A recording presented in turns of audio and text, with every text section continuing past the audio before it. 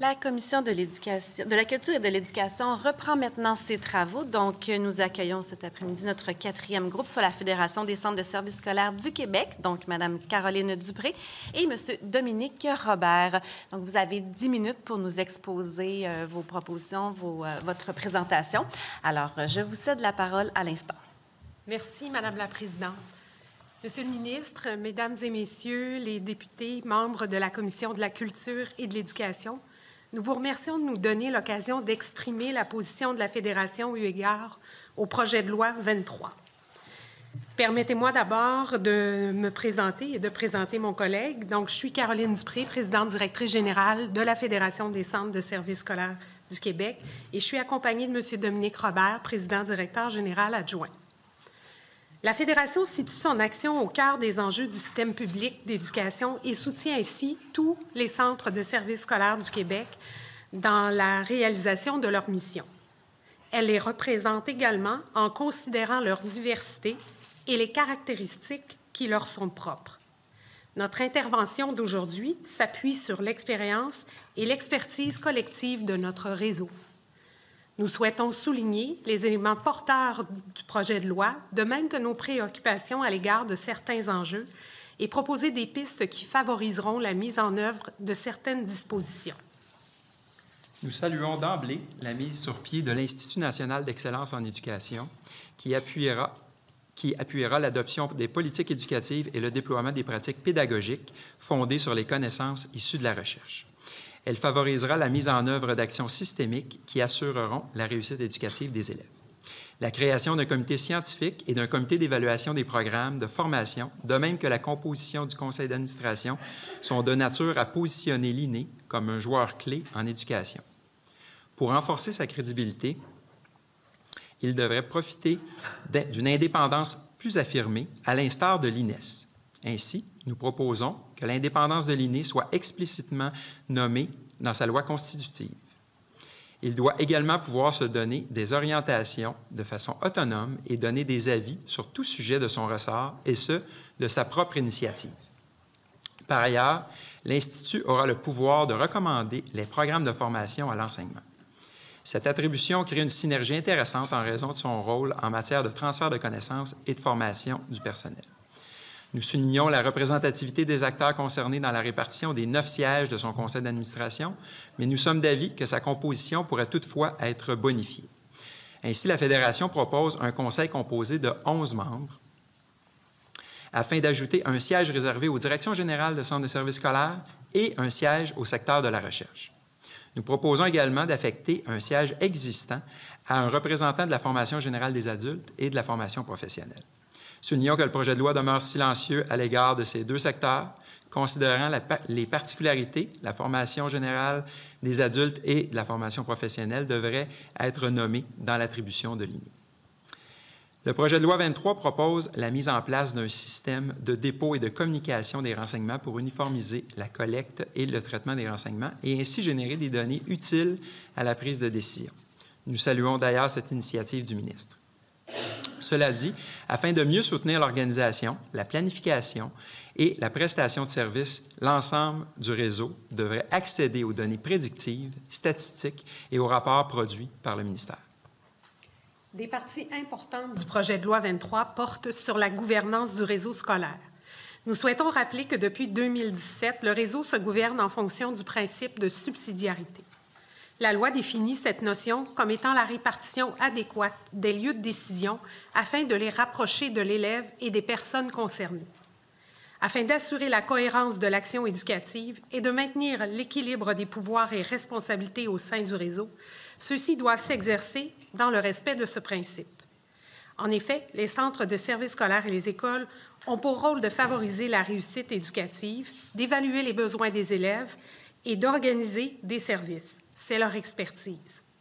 Le rôle du ministre de l'Éducation consiste à déterminer les orientations nationales, de sorte que la gestion opérationnelle doit demeurer sous la responsabilité exclusive des centres de services, et ce conformément à la loi sur l'instruction publique. Dans sa mouture actuelle, la loi leur confie la responsabilité de veiller à la réussite éducative des élèves. Les attributions qui seront accordées aux ministres ne doivent pas chevaucher celles des organismes scolaires. Pour éviter cet écueil, le choix des moyens mis en place pour l'atteinte des objectifs et le respect des orientations ministérielles doit être laissé au milieu de proximité. Le projet de loi octroie au ministre le pouvoir d'annuler une décision. Ce pouvoir devrait toutefois être circonscrit. Nous sommes d'avis qu'une intervention à la pièce dans des situations rapportées par des individus ou des groupes d'intérêt pourrait être préjudiciable au plus grand nombre. Une décision impopulaire n'est pas nécessairement une mauvaise décision. En effet, les décisions des centres de services scolaires sont mûrement réfléchies, fondées sur des encadrements en vigueur et prennent en compte toute la complexité d'une situation. Dans tous les cas, la collaboration doit être au cœur des rapports entre le ministre et les centres de services. La collaboration est d'autant plus essentielle que le projet de loi prévoit la nomination du directeur général par le gouvernement. Ce nouveau mode de désignation instaure dans les faits une relation tripartite entre le ministre, le directeur général et le conseil d'administration du centre de services scolaires. Or, le conseil d'administration conserve la plupart de ses pouvoirs, notamment en matière de gestion des ressources et de qualité des services éducatifs. La nouvelle attribution du ministre, concurrente à celle du conseil d'administration, pourrait placer le directeur général en porte-à-faux avec les objectifs de l'un ou l'autre de ses mandats. Pour prévenir une telle situation, des rapports constructifs entre le conseil d'administration et le directeur général contribuent au maintien d'une saine gouvernance. Ainsi, le conseil doit jouer un rôle conséquent dans sa nomination et son évaluation. C'est pourquoi nous recommandons que la nomination du directeur général soit effectuée sur recommandation du conseil d'administration. Dans cette optique, nous recommandons également que le conseil fasse part au ministre de son appréciation du directeur général dans le cadre du processus d'évaluation. Par ailleurs, la Fédération est préoccupée par l'intérim à la direction générale indûment prolongé par les mesures transitoires du projet de loi. Enfin, nous estimons que le projet de loi propose des outils appropriés en réponse à certains défis de gouvernance, notamment en matière de quorum, de participation virtuelle aux instances et de désignation de la présidence du conseil d'administration du centre de services scolaires. En somme, notre analyse du projet de loi 23 nous a permis d'identifier certains leviers qui favoriseront une action plus systémique en matière d'éducation. Nous pensons entre autres à l'INE, au système de dépôt et de communication de renseignements, ainsi qu'à la formation continue du personnel enseignant. L'Institut saura soutenir les besoins du réseau en matière de déploiement des meilleures pratiques d'encadrement, d'enseignement et d'évaluation des apprentissages. C'est par une indépendance plus affirmée que ce nouvel organisme gagnera en crédibilité pour l'ensemble des acteurs du réseau. Pour que l'expertise des centres de services scolaires soit véritablement mise à profit, les nouveaux pouvoirs et responsabilités du ministre doivent s'inscrire dans une perspective d'orientation nationale. C'est dans ces conditions que les centres de services scolaires auront l'agilité nécessaire pour organiser des services qui répondent aux besoins des élèves. En terminant, nous souhaitons rappeler la vision énoncée au plan stratégique du ministère de l'Éducation en matière de subsidiarité, et je cite, « La subsidiarité est un principe de décentralisation des processus et des décisions qui a pour but d'accroître la rapidité et l'efficacité d'une décision ou d'une action, la responsabilité de celle-ci étant confiée à l'entité compétente la plus proche des personnes qu'elle vise directement. La subsidiarité permet aussi de mieux prendre en considération les réalités locales et régionales, d'en définir les besoins et de bien les intégrer dans les choix et les décisions. » Fin de la citation. Cette perspective fondée sur la collaboration de proximité nous semble la plus porteuse pour assurer la réussite éducative. C'est pourquoi la Fédération estime que le ministre de l'Éducation doit inscrire ses actions dans le respect du principe de subsidiarité. La Fédération souhaite que cette réforme ouvre la voie à une vision plus positive de l'éducation au Québec et à la mise en valeur des succès du réseau et de la contribution quotidienne du personnel, des administrateurs et des parents qui soutiennent la réussite éducative de plus d'1 million d'élèves. Nous vous remercions de votre attention et nous sommes disposés à répondre à vos questions. Merci infiniment. Nous allons procéder au début des échanges. Donc, je cède la parole à Monsieur le ministre. Madame la Présidente, je veux juste revenir sur la dernière phrase de Madame Dupré. Oui. Vous avez parlé de vision positive et de mise en valeur du réseau. Voulez-vous me répéter ça, s'il vous plaît? Absolument, ça va me faire plaisir de vous le dire. La Fédération souhaite que cette réforme ouvre la voie à une vision plus positive de l'éducation au Québec et la mise en valeur des succès du réseau, de la contribution quotidienne du personnel, des administrateurs et des parents qui soutiennent la réussite éducative de plus d'1 million d'élèves. J'adhère à cette conclusion, Mme Dupré. Alors, je vous remercie à tous les deux. Oui, je dis ça parce que je suis confronté quotidiennement à tous les enjeux, n'est-ce pas, du réseau de l'éducation et tous les défis qu'il faut relever tout le monde ensemble. Et donc, je suis loin d'une vision jovialiste, mais je déplore souvent que les bons coups du réseau et ce qui se fait dans les écoles au quotidien, puis il y a beaucoup plus de belles choses que de choses qui vont mal dans nos écoles au Québec, là. Je déplore que ces belles histoires qui valoriseraient davantage l'éducation, les professions, les différentes professions, le travail de tout le personnel scolaire, le travail des gestionnaires, des administrateurs, tout ce beau travail qui se fait auprès des enfants est passé passe malheureusement largement inaperçu et je le déplore. Je veux juste revenir sur votre mémoire. Vous parlez, vous avez, lorsqu'on a annoncé notre intention de créer l'INE, et lorsqu'on a donc déposé le projet de loi 23, vous avez réagi plutôt favorablement en vous disant, en émettant l'espoir que ça allait favoriser une culture des données. Qu'est-ce que ça veut dire pour vous, une culture des données? Bien, pour nous, quand on veut prendre une décision, analyser l'impact des actions qu'on pose au quotidien, c'est indéniable qu'on doit en analyser les résultats. Alors, ça ne fait pas de sens que dans notre réseau d'éducation, on fasse les choses à l'aveuglette, sans voir réellement quel est l'impact sur la réussite des élèves. On n'a pas les moyens de perdre du temps ou de faire des choses qui ne donnent pas de résultats. Donc, on salue cet élément-là du projet de loi qui nous permettra de mettre en commun, parce que localement, les centres de services scolaires ont de la donnée à divers égards, de la donnée qui est utile à la prise de décision. Mais je vais prendre un exemple d'un centre de services scolaires qui s'est adjoint avec d'autres centres de services scolaires pour développer un outil prédictif de l'échec scolaire. Et dans les travaux qu'il nous a présentés, bien, ce qu'on a pu percevoir, c'est que plus il y aura de données mises en commun, plus la marge d'erreur dans l'interprétation des données va diminuer. Voilà. Donc, j'ai bon espoir que le jour où on aura un système de données centralisé pour l'ensemble du réseau, bien, on aura des données qui seront fiables, qui seront utiles à la prise de décision et qu'on pourra consulter en temps réel. Parlez-moi un peu de l'arrimage que vous faites dans votre esprit, là, je veux dire sur le plan du fonctionnement au quotidien d'un système comme celui qu'on veut mettre en place avec des banques de données dans lesquelles les centres de services vont verser des informations, toutes sortes d'informations sur lesquelles, évidemment, il faudra statuer, tout ça. Alors, comment est-ce qu'on fait l'arrimage entre la création de cet outil et le fonctionnement au quotidien dans les centres de services? Parce qu'il y a des personnes qui doutent un peu de l'utilité d'une telle mécanique.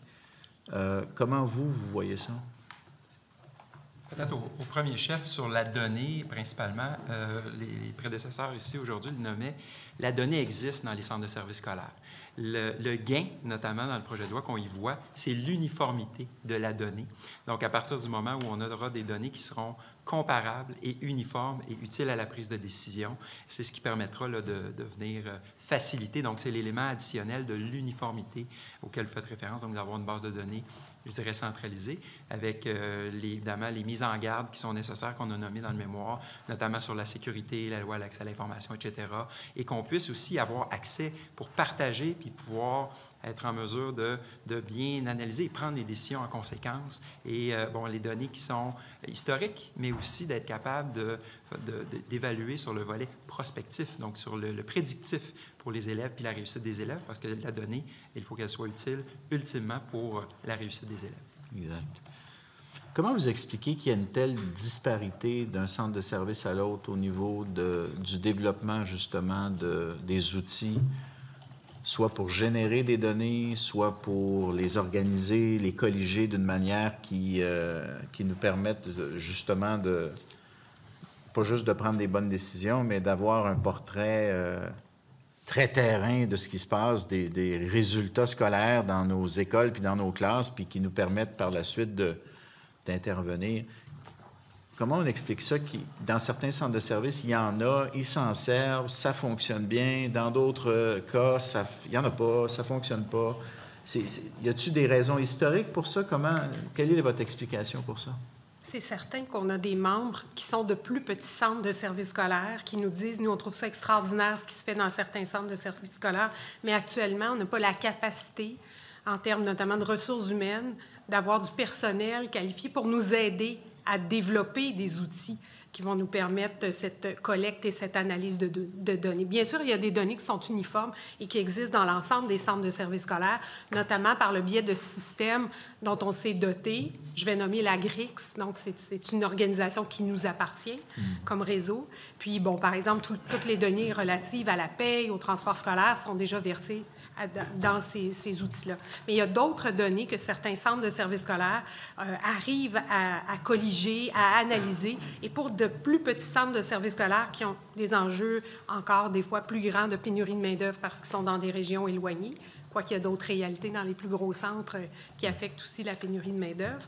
Néanmoins, ces petits centres de services scolaires-là nous disent qu'ils comptent sur le fait qu'on puisse avoir, je dirais, un outil de mutualisation, et c'est ce qu'on perçoit qui sera développé là, par le biais du système qui est énoncé dans le projet de loi. Donc, quelque chose d'uniforme qui va leur permettre à eux de pouvoir bénéficier de cette culture des données, dans leur prise de décision notamment.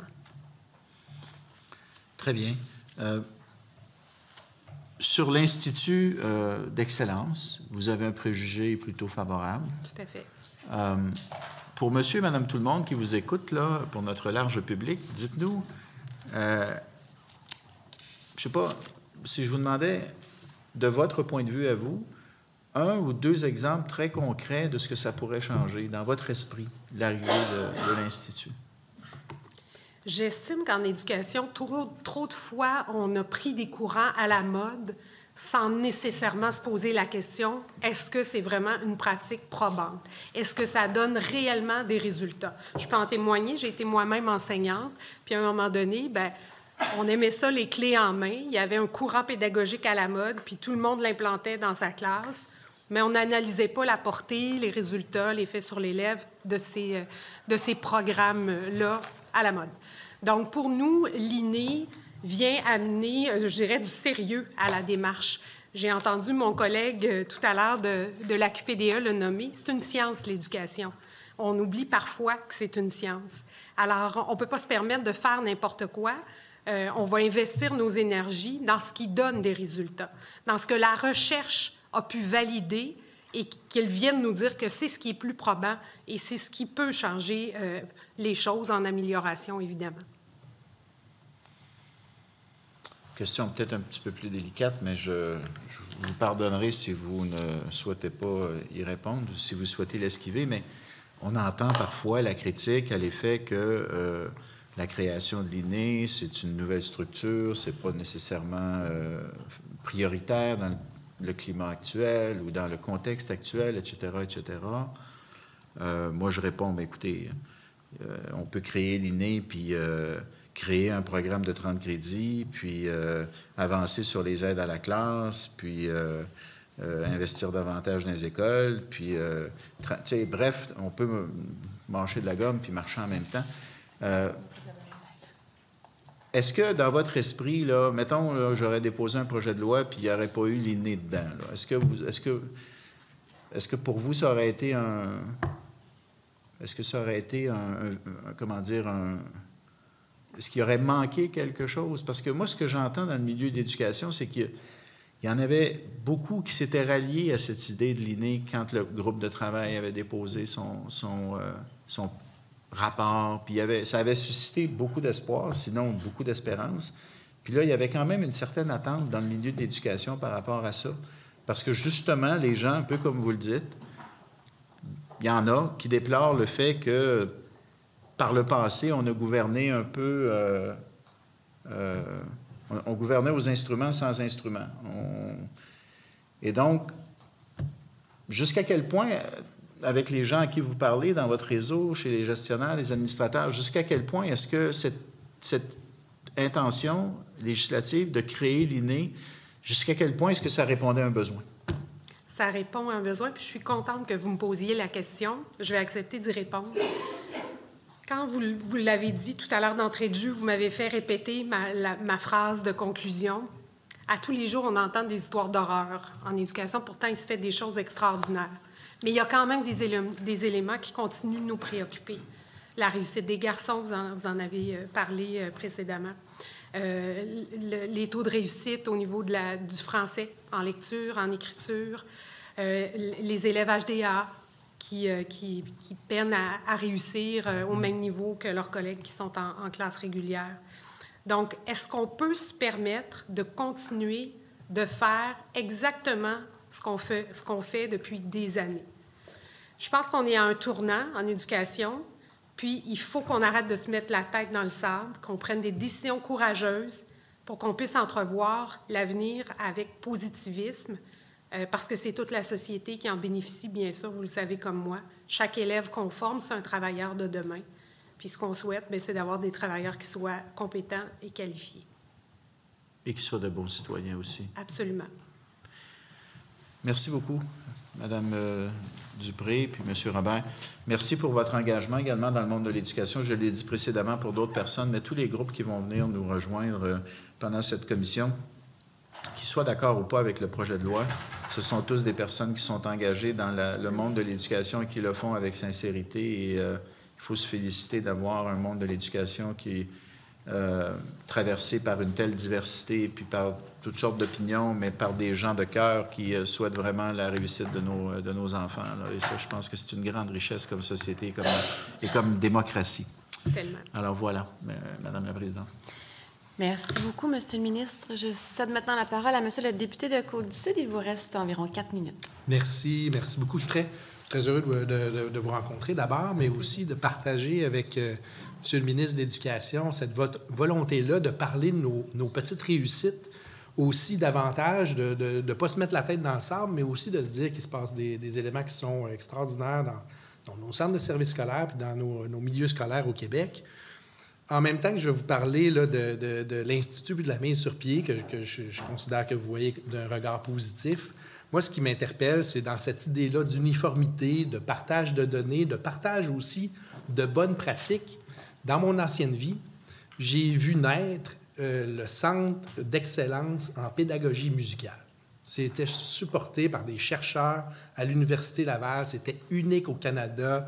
On allait chercher des données partout à travers le monde. Il y avait quelque chose d'exceptionnel, mais qui ne percolait pas à l'intérieur du réseau même des enseignants en musique ou du côté du plancher, si on veut, des gens qui réalisent finalement l'action d'enseigner, bien qu'il y avait, vous le savez comme moi, au niveau de l'enseignement des arts, aussi un élément porteur pour des jeunes avec des problématiques et qu'on peut leur apporter bien des bienfaits. Mais si on pouvait vous donner une baguette magique et vous demander comment l'Institut national pourrait avoir aussi cette idée-là, d'une façon peut-être différente que le Conseil supérieur en éducation, puisse vraiment percoler et aller à l'intérieur de vos enseignants, des centres de services scolaires, de quelle façon on pourrait arriver à faire cette magie-là, finalement? Peut-être vous dire, d'une part, puis Mme Dupré le nommait tantôt, l'objectif, notamment de l'INE, c'est de s'assurer de ne pas avoir les tendances du jour, de l'heure, du mois, donc que ça soit appuyé par la recherche. Donc, on espère que l'INE soit en mesure de, justement, consigner et donner notamment des orientations, mais aussi des outils qui seront justement uniformes et d'éviter l'éparpillement. Donc, quand vous nous demandez, parce qu'il y a plusieurs belles choses qui se font et parfois ça fonctionne moins bien. Et l'objectif, c'est de faire la boucle de régulation pour s'assurer que ça fonctionne, mais qu'on s'appuie sur la recherche. Donc, c'est peut-être l'élément de venir prioriser dans les mécanismes puis dans les études probantes, là, et que ça soit bien appuyé. Qui doit aussi avoir cet équilibre-là entre la pratique des gens qui sont sur le terrain et le volet de la recherche. dans ce partage-là des bonnes pratiques, je dirais. Peut-être, Madame la Présidente, me dire combien de temps il me reste, parce que j'aimerais aborder un autre thème, mais... Il vous reste 1 minute. 1 minute. Vous avez dit question de formation à distance, comment permettre de poursuivre le parcours. Vous aviez un regard, je dirais... pouvez-vous me dire quelques exemples de situations où l'enseignement à distance peut être une bonne chose? Absolument. Pour nous, la prémisse de base, quand on a analysé cette partie-là du projet de loi, c'est de se dire que l'élève devrait être en classe 180 jours. Alors, la place de l'élève, c'est à l'école. Alors, quand un élève est contraint de ne pas pouvoir être à l'école, bien sûr, il y a des journées de force majeure qui permettent parfois de pallier quand on doit avoir une absence en raison d'une tempête de neige, un dégât d'eau dans l'école, etc. Mais je donnerai des exemples récents qui se sont produits. La nature qui s'est déchaînée récemment, des routes qui sont coupées, des élèves qui ne peuvent pas prendre le transport pour se rendre à l'école. Alors, ces élèves-là, mais si on n'avait pu les basculer en enseignement à distance, ils auraient pu profiter d'enseignement. Pensons à un élève qui, malheureusement, aurait un accident, une chute en ski, une cassure du fémur en traction, pourrait suivre ses cours à distance. Merci infiniment. Je cède maintenant la parole à la députée de Saint-Laurent, porte-parole de l'opposition officielle. Pardon. Merci beaucoup. Merci, bienvenue. Je vais aller directement à ce que vous avez mentionné parce que j'en ai fait part dès ce matin par rapport à l'indépendance de l'INE. Puis je suis contente parce que vous avez pris l'exemple de l'INES, qu'effectivement, dans leur loi habilitante, c'est clair, ils peuvent choisir les différents sujets de recherche. Évidemment, le ministre peut toujours en demander davantage. Si jamais d'aventure, il aimerait que l'INES se penche sur certains aspects en santé publique. Alors, si je comprends, si je dépose un amendement dans ce sens, vous êtes favorable? C'est ce qu'on a écrit dans notre mémoire. Parfait. J'ai une question. Est-ce que l'enseignement à distance, puis je suis contente que vous ayez dit la place d'un jeune, c'est à l'école. Moi, ce que j'ai peur, je vais vous le dire ainsi, c'est que dans certaines régions, c'est difficile d'attirer les enseignants. Et j'ai peur que ça devienne un outil pour combler d'autres moyens pour faciliter la venue d'enseignants, par exemple, dans les communautés plus au nord. Et je ne voudrais pas que ça devienne, en fait, la solution de rechange, parce que je crois qu'on a d'autres outils, notamment, puis ça, c'est mon billet à moi de fiscaliste. Je veux dire, on peut faire des moyens fiscaux pour s'assurer qu'on attire et on retient des enseignants, notamment dans le Grand Nord. Vous, de votre côté, vous venez de le dire, 180 jours, mais ça ne devrait pas non plus devenir une alternance, la voie de contournement, si jamais on n'est pas capable d'attirer par d'autres mesures un enseignant. Là. On est tout à fait d'accord avec la position que vous apportez. Effectivement, d'ailleurs, c'est pourquoi on trouve que le caractère imprévisibilité, bien, peut-être qu'il faudra se pencher sur le choix des mots pour être certain que, parce qu'on pourrait se dire, par exemple, qu'une pénurie de main-d'œuvre, est-ce que c'est réellement imprévisible en date d'aujourd'hui? On pourrait se dire que non. Donc, alors, il faut... Quand on va parler de l'enseignement à distance, pour nous, là, il faudra vraiment étudier attentivement les mots qu'on choisira pour s'assurer. Puis notre objectif, évidemment, c'est vraiment dans des situations particulières. C'est le mot qu'on aime bien, situations particulières. Pour soutenir un élève dans une situation XY, dans un caractère évidemment temporaire, mais pas sur une longue durée. Excellent. La place de l'élève, c'est à l'école. Effectivement, on abonde dans le même sens, d'autant plus que vous vous assurez aussi du bien-être de l'élève général lorsqu'il est devant vous. Ce n'est pas uniquement de transmettre des connaissances, c'est même de socialiser. Exactement, puis de s'assurer que ses besoins de base aussi sont comblés. Alors, merci énormément. Je pense aussi, toujours à l'INE, nous, on va déposer un amendement pour s'assurer que la formation professionnelle de la FGA soit aussi comblée par la mission, là, parce que sinon, il y a quand même une partie importante de l'éducation qu'on oublie. Ça, j'imagine que vous êtes d'accord aussi. Oui, tout à fait. On est d'accord. Dans notre mémoire, on l'a indiqué. Et d'ailleurs, j'en profite pour, ajouter la formation générale adulte et formation professionnelle, mais également dans la composition du conseil d'administration de l'INE, d'inclure un membre, donc déjà existant, mais d'inclure un membre là, en lien avec la formation générale adulte ou formation professionnelle. C'est noté pour le futur amendement. Tantôt, on parlait, le ministre a dit que beaucoup de personnes qui attendaient justement l'Institut. Il parlait du groupe de travail. Lorsque le groupe de travail a consulté, La grande majorité a dit à l'époque, et ça a été répété même par le signataire du groupe de travail ce matin, M. Matet, qu'il n'était pas question d'enlever des attributs au Conseil supérieur de l'éducation, que les deux, en fait, pouvaient exister et que le Conseil supérieur faisait déjà, évidemment, des travaux importants et que ça permettait à l'idée de faire autre chose. Est-ce que vous êtes aussi dans la même lignée que le Conseil supérieur peut continuer d'exister dans sa forme actuelle? Pour nous, le Conseil supérieur de l'éducation, c'est une communauté de pensée. L'INE, c'est une communauté de pratique. OK. Alors, la différence, c'est là qu'on la fait. Donc, on n'a pas besoin d'enlever des attributs. Ils peuvent coexister. Choisir, c'est renoncer. Mais ils peuvent coexister. Ils pourraient, tu sais, ça... Ce que j'aurais le goût de dire à cet égard-là, c'est l'objectif. On salue la mise en place d'un organisme qui permettra justement de venir bonifier. Donc, quelle que soit la structure qui serait en place, Conseil supérieur de l'éducation, INE, l'importance sera de clarifier les rôles et responsabilités dans la mesure où les deux coexistaient et d'être complémentaires pour que ça atterrisse, évidemment, dans les écoles et que ça soit qu'il y ait des actions concrètes. OK. Et dites-moi, au niveau de l'information, tantôt, je faisais référence au rapport de la vérificatrice générale. Dans les différents centres de services scolaires, chaque centre de services scolaire collige à sa façon. Puis moi, je me suis aventurée dans les demandes d'accès à l'information. Et lorsque j'ai reçu l'information, par exemple, au niveau de actes de violence, bien, chaque centre de services scolaire avait sa propre définition de qu'est-ce qu'était un acte de violence ou pas. J'ai trouvé ça assez particulier. Et je me suis demandé, parce que là, on n'a pas besoin du Conseil supérieur, ni de l'idée, ni d'une loi. Il me semble que le ministère de l'Éducation, puisqu'on doit avoir des plans d'intervention contre l'intimidation notamment, mais aussi, évidemment, la violence et tolérance zéro, il me semble que ça devrait exister d'avoir déjà au Québec des normes claires et pas à géométrie variable de comment, notre définition d'acte de violence existe, mais aussi de comment on les comptabilise. Là. Il me semble qu'on n'a pas besoin d'un projet de loi, mais qu'une ligne directrice, le ministre de l'Éducation peut clairement envoyer ce qu'on appelle les infocollectes avec voici la définition, voici le tableau, voici ce que le G. Puis d'ailleurs, vous faites déjà beaucoup d'infocollectes.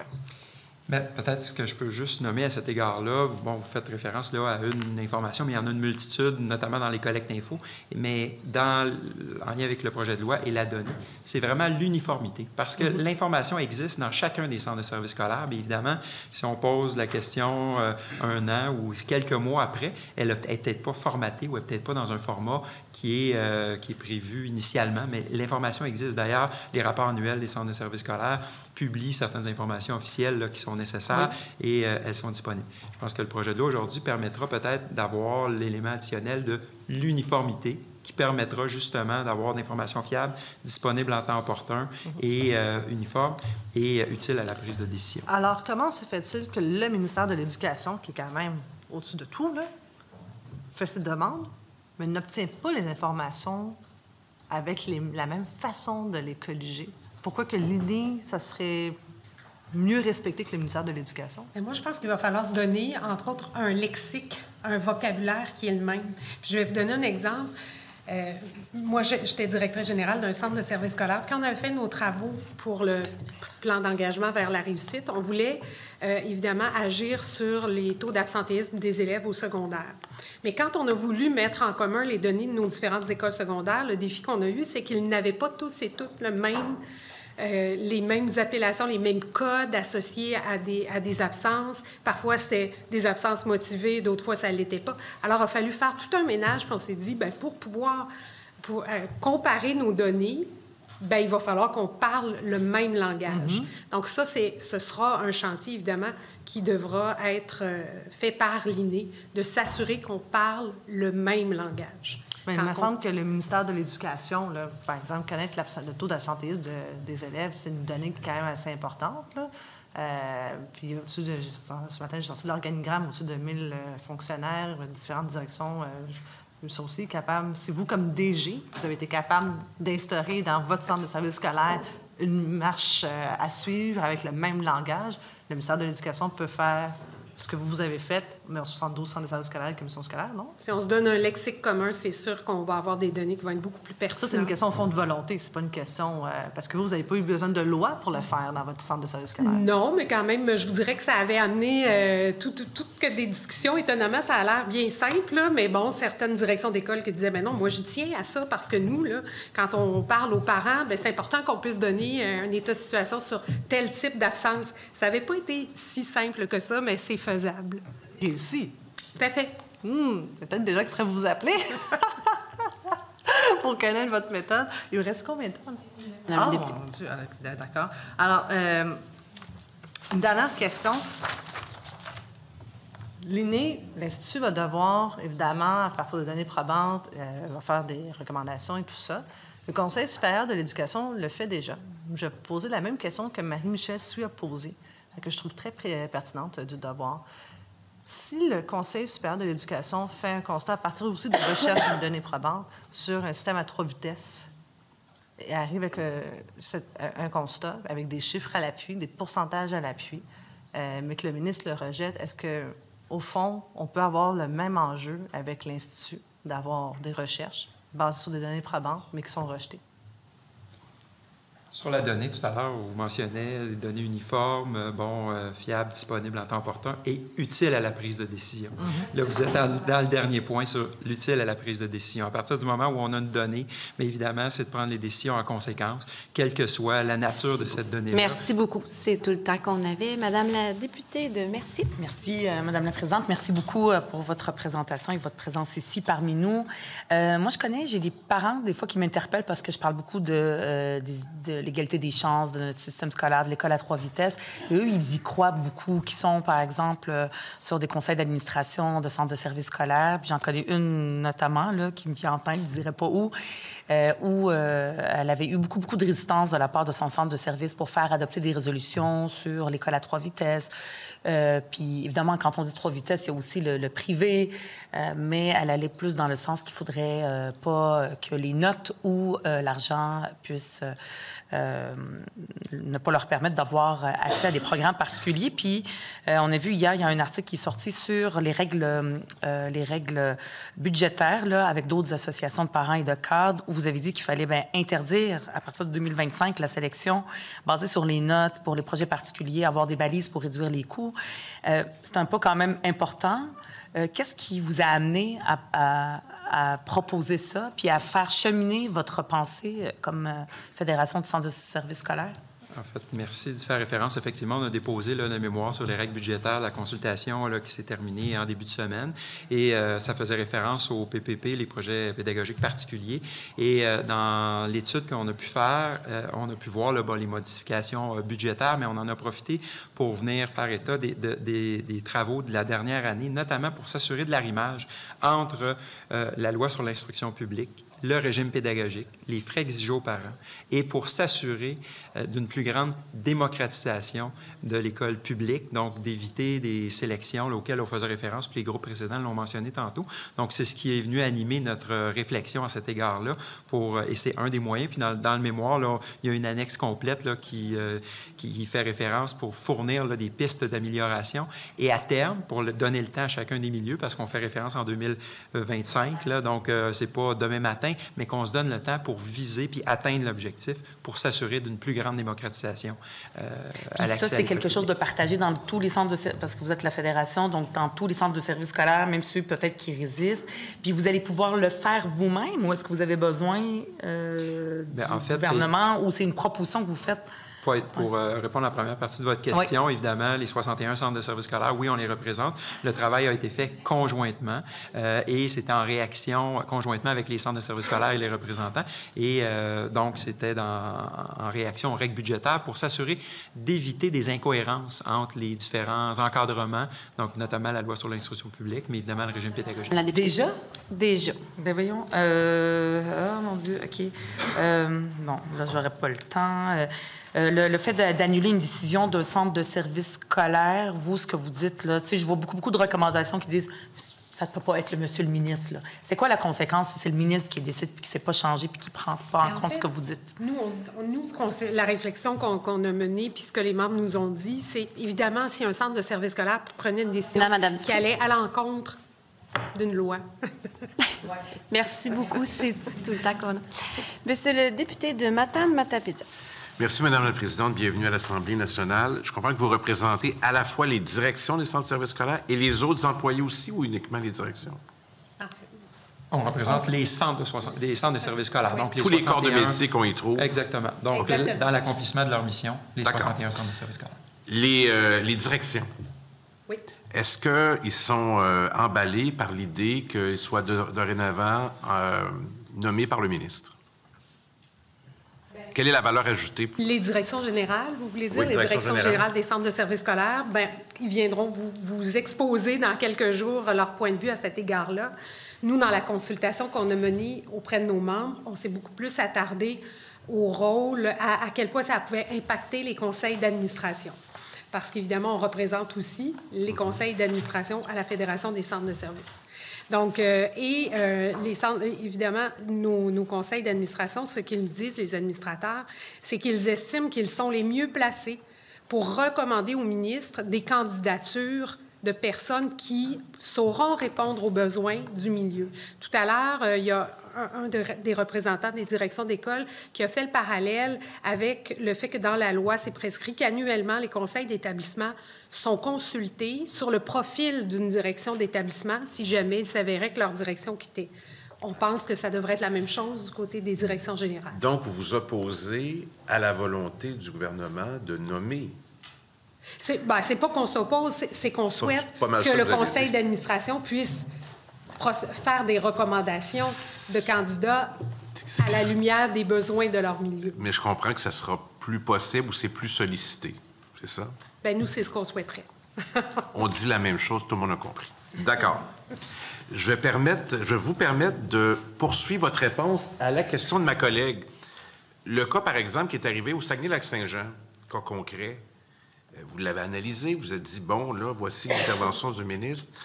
Pouvez-vous poursuivre votre réponse que vous aviez amorcée pour la députée de Mercier? Absolument.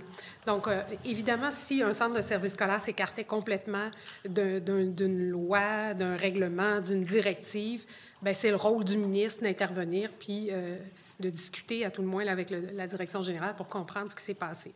Maintenant, il existe toutes sortes de décisions qui sont propres au milieu et pour lesquelles on estime que c'est vraiment le centre de service scolaire qui est le mieux placé pour prendre une décision dans un centre de service scolaire, c'est toujours sous-pesé, c'est toujours mûrement réfléchi. Et il y a plein de situations qui, parfois, pourraient déplaire à un parent ou affecter un élève, mais que si on la renverse, bien, finalement, c'est des centaines d'autres enfants qu'on pénalise. Pensons, par exemple, à une situation de classement d'élèves. Disons, on a un élève qui déménage durant l'été, à la fin de l'été, et puis, dans la politique d'admission d'inscription des élèves du centre de service scolaire, bien, cet élève-là, considérant la date à laquelle il vient s'inscrire à l'école, il va devoir être relocalisé. Donc, si on donne raison à cet enfant-là, bien, quel élève on sort de la classe? Quel élève on pénalise? Donc, merci infiniment. C'est tout le temps qu'on avait. Madame Dupré, Monsieur Robert, merci pour ces échanges fort intéressants. Je suspends les travaux de la commission jusqu'à 19h30.